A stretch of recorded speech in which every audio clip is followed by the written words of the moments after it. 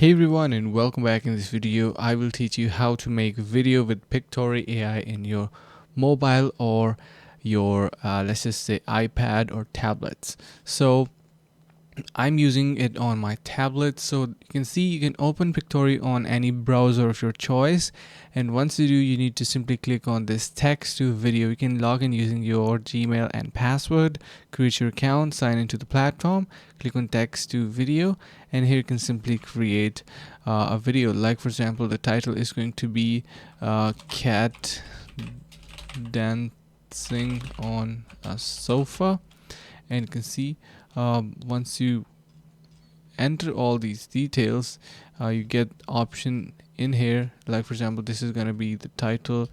Then so here you are able to see that we can simply add this kind of details in our description, and below you can see we can ask AI and a lot of different stuff.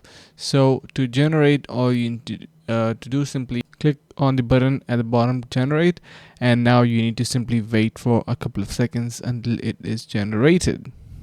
And here you will be able to see all the visuals are now generated for the video, and our story is added as well. So this is how easy it is to make a video in Pictory in your mobile or tablet. So I hope this helps.